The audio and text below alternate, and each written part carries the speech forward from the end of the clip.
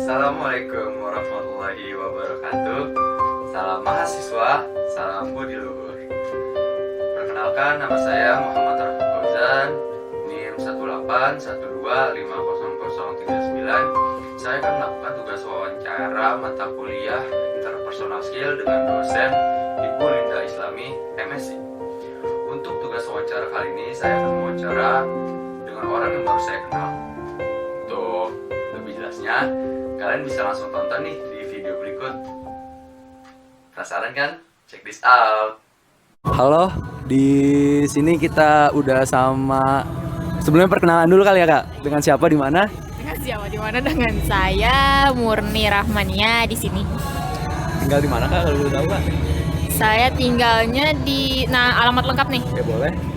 Alamat lengkap saya di Jalan Haji Saini nomor 38 RT 1 RW 1 Kelurahan Palmerah, Jakarta Barat. Oke, di sini saya sih pengen nanya-nanya Kak sama Kakak nih, sama Kak Murni terutama. Kalau misalkan ada yang dirasa pertanyaannya nggak mau dijawab itu nggak apa-apa, terserah Kakak aja. Jadi mungkin buat perkenalan mungkin ini kali Kak. Kakak sekarang lagi sibuk apa nih Kak? Saya lagi sibuk kuliah aja sih, semester 5 sekarang lagi semester. Struggle-strugglenya banget sih kalau buat anak-anak semester 5 ya, ngerti lah perasaan anak semester 5 tuh struggle-nya kayak apa. Udah kayak satu jenjang lagi mau semester akhir, pasti ngerti banget lah semester 5 tuh sibuknya kayak gimana. Pusing banget. Oke, semester 5. Sebelum lebih jauh, kalau boleh tahu kuliahnya di mana nih Kak? Tadi belum disebutin nih Kak. Saya kuliah di UIN Syarif Hidayatullah Jakarta, jurusan Pendidikan Guru Madrasah Ibtidaiyah, tepatnya Fakultas Ilmu Tarbiyah dan Keguruan. Oke, selain sibuk kuliah, ada kesibukan lain nggak Kak? Berorganisasi kah atau ada kerja gitu di luar? Mungkin di luar kesibukan kuliah? Saya nggak kerja ya, karena kuliah saya juga full banget nih, full day gitu. Ya, saya mungkin berorganisasi di luar, organisasi primordial gitulah di ekstra. Forum komunikasi mahasiswa Betawi. Sekarang saya lagi ada ditugasin sama senior saya buat penelitian tentang kematian pahlawan MH Tamrin, karena pahlawan beliau itu sebenarnya meninggalnya tuh misterius. Makanya saya ditugasin buat neliti itu. Saya jadi salah satu kru penelitinya. Sekarang saya masih bolak-balik perpusnas buat cari-cari bahan buat penelitian nanti.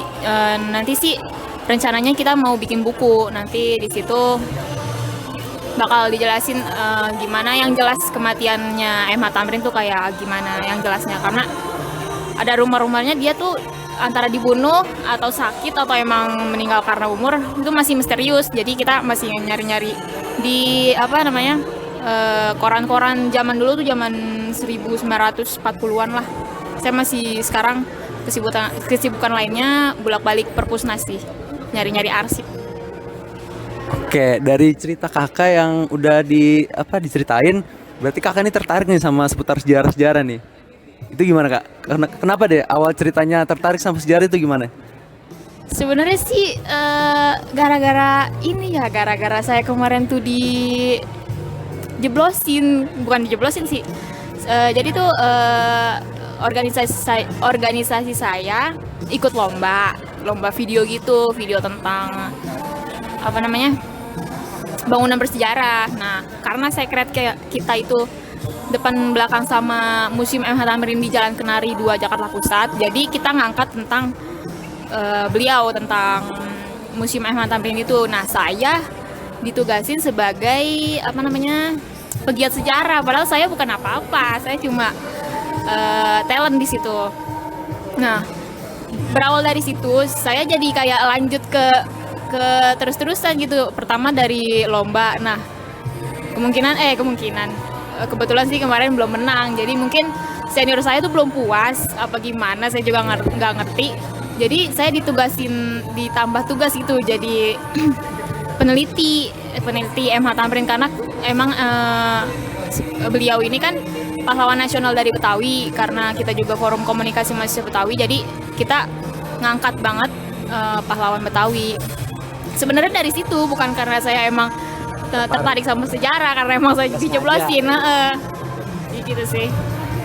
Oke, mungkin buat selanjutnya, mungkin saya mau kenal lebih jauh lagi. Ini mungkin masalah personal keluarga kali ya.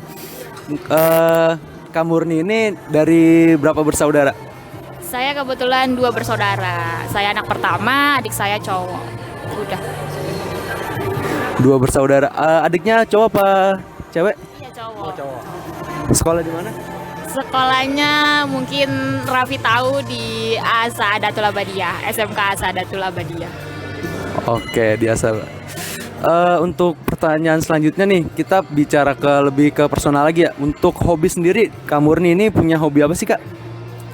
Kalau saya hobi tuh kadang berubah-ubah ya. Kalau emang yang dari dulu sampai sekarang saya hobi ini tuh paling jalan-jalan.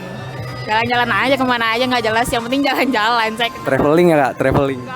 mungkin traveling terlalu berat ya, terlalu butuh banyak uang. Jadi jalan-jalan biasa aja, kayak muter-muter Jakarta aja gitu. Oke, mungkin buat next question nih, Kak. Buat relationship nih, dari Kak Murni sekarang statusnya apa nih, Kak? Kalau boleh tahu nih, Kak. Aduh, statusnya gimana ya?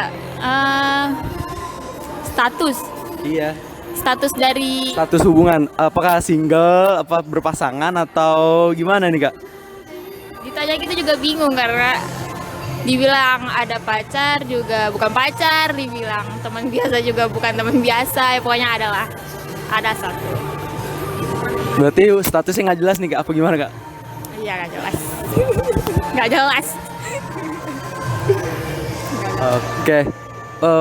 Bicara soal hubungan nggak lengkap rasanya kalau kita nggak ngomongin mantan. Ya, sebelumnya punya mantan dong. Punya Oke, terakhir kali pacaran kapan? pacaran yang ada status Ya. mungkin ya. Kalau yang ada status mungkin terakhir SMA sih, SMA. Itu putusnya kenapa tuh, Kak? Kalau boleh tahu, Kak? Kalau misalkan nggak mau disebutin nggak apa-apa, Kak. Atau siapa deh yang mutusin, siapa deh? Yang mutusin saya. Alasannya mungkin ini saya sebutin aja ya biar jadi pelajaran buat teman-teman semua. Alasannya itu toksik. Kita udah berada dalam hubungan yang toksik. Jadi buat teman-teman semua yang nonton ini, kalau emang hubungan kalian udah toksik, udah tinggalin aja. Apalagi khususnya cewek, jangan mau berlama-lama sama orang yang toksik, karena saya pernah baca tentang psikologis gitu, katanya kalau di hubungan toksik itu kayak kita ngerasa kita tuh sayang, tapi kita tahu itu toksik, tapi jadinya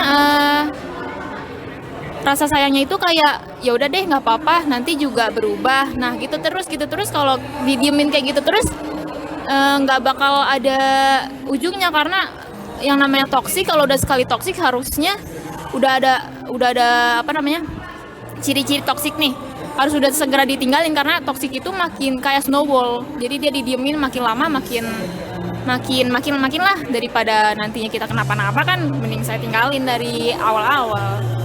Oke, toxic. Mungkin dari Kak Murni punya tips nih buat hubungan yang baik itu seperti apa sih, Kak? Menurut pengalaman aja nih, Kak. Menurut pengalaman saya ya mungkin komunikasi sih, sama saling percaya. Udah itu aja sih 2 kuncinya. Kalau udah saling percaya terus komunikasinya juga lancar, insya Allah bakal baik-baik aja sih. Oke, terima kasih, Kak udah bersedia nih diwawancara sama saya nih. Ada pesan-kesan mungkin yang mau disampaikan? Kesan-kesan apa nih? Bebas, terserah. Apa ya? Mungkin ini kali ya, karena kita masih di dalam pandemi begini. Buat teman-teman yang nonton video ini, mungkin sedikit lagi kita bakal keluar dari pandemi ini. Bertahan terus buat teman-teman. Yang penting kita tuh dari pandemi ini kita belajar dalam segala kondisi apapun kita harus bertahan dan juga beradaptasi. Itu sih, bertahan. Oke, bertahan dan beradaptasi. Oke, mungkin sekian wawancara saya bersama Kak Murni ya untuk malam hari ini. Udah, Kak? Ada lagi, Kak? Udah cukup? Oke, terima kasih. Nah, itu dia guys video saya terhadap narasumber kita, yaitu saudari Murni Rahmania. Di sini saya mau mengucapkan terima kasih terutama untuk narasumber saya, saudari Murni, yang telah bersedia untuk saya wawancara tentang usaha pribadinya. Dan juga saya mau minta maaf yang sebesar-besarnya kepada Murni apabila dari wawancara saya ada perkataan saya maupun perkataan saya yang kurang berkenan. Untuk yang terakhir, saya mau menyampaikan pesan nih pada kalian yang menonton video ini. Di masa pandemi ini kita sudah mencapai, sebenarnya kita mencapai tahap akhir untuk masa pandemi COVID ini. Pesan saya untuk kalian semua yang menonton video ini, tetap semangat, jangan mudah berputus asa, dan kalian harus yakin nih, setiap kesulitan pasti ada kemudahan, setiap permasalahan pasti ada jalan keluar. Oke, jika kalian suka dari video ini, jangan lupa di like, di komen, share sebanyak-banyaknya ke teman-teman kalian agar teman-teman kalian mendapatkan info yang menarik nih di wawancara kali ini. Oke, sekian dari saya, kurang lebih mohon maaf. Wassalamualaikum warahmatullahi wabarakatuh.